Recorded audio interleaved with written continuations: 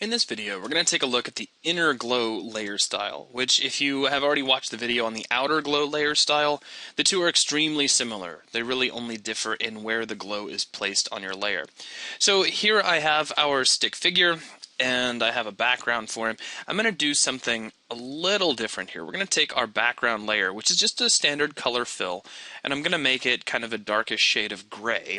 Then I'm going to take the stick figure layer, again another color fill, the shape of which defined by the layer mask, and I'm going to make this black. It's just going to help us see the result of our inner glow a little bit better. Now, I'll double click on my stick figure layer and we'll go ahead and jump straight down to inner glow. Now what this does is it creates a glow effect toward the inside of your layer. So it's on the solid pixels moving away from the areas of transparency. And if I jump straight down to the size slider and increase that, you can see the result fairly easily. Now, starting at the very top, we have our blend mode setting. This is pretty straightforward. It just allows you to control how those colored pixels are blending with your document. Of course, the default value of screen means that they're always going to be lightened by whatever color you have. And that default color is always going to be this kind of pale yellow, at least unless you change your defaults. Now, you have an opacity slider, which is kind of like glow intensity. This is set to 75 by default, and you have noise that you can apply if you need some graininess, just to make your glow maybe blend into the background, or maybe you just like the effect of noisy glow, I suppose.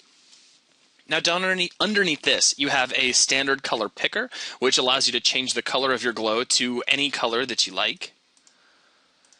And then you also have a gradient that you can use instead. So if you switch this over to gradient and then click on the actual gradient itself, then you can open this up and set this to any gradient shade that you like. Now the cool thing about doing this is you can control the shift in color from the base of the glow all the way out to the edge. So here I am going from blue to red to yellow, and you can see the end result. Now, of course, if you just want to grab the presets, you don't have to click on the color swatch itself. You can use the little drop down and choose one of those right away. Now I'm going to set this back over to a standard color. Now down in the elements group, we have the first thing is a drop-down that allows us to choose the technique for the glow algorithm. Softer will generally look better, but precise will take the actual pixel data and branch out specifically at an incident angle from that, kind of perpendicularly to the angle formed by the pixels. It will lead to some funny anomalies in all but the straightest of lines, so keep that in mind. Next, we have the source of the glow. Do you want this to take place from the edge of your shape or from the center? And in a way, this kind of inverts your glow. So what we've got here is our glow is starting from the inside edge, or starting from the inside of the shape and working its way out to the edge. And then here we have the inverse, where we're starting at the edge and working our way back in. And in either case, you can adjust the size to change that effect. We're going to leave ours at edge for now. Now size we've already seen. This just controls how far out that glow extends into your shape. Choke is going to take the full intensity portion of the glow and extend that out further. So if you've really increased your size and you need to just kind of thicken that up. Actually, let's leave the size kind of low. And we just need to kind of thicken up the area that is full bright. We can use choke to push that out just a little bit further. You do have to kind of watch out, though, because it can look a little cheesy if you crank your choke up too far.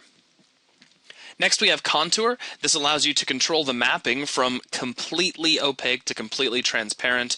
So you'll see as I make adjustments to the curve, the shape of that transitional area adjusts as well. And of course you can use any of the presets and get some pretty wild effects from that.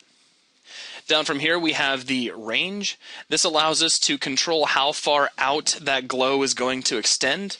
Now by default this is set to 50%, so you can kind of soften it up by setting this to 100, or really make it extremely apparent all the way to its the full extent of that size by pulling your range down. And then jitter is just going to put a very subtle sort of modulation, that's not the right word, a subtle sort of transition. It's going to make all the pixels kind of wiggle around and create variation within that adjustment area. The effect is extremely subtle, and only if you zoom in can you really see it. Next we have Make default, which will take whatever settings you have created inside this window and make them the defaults from now on, or of course you can just click and reset to defaults.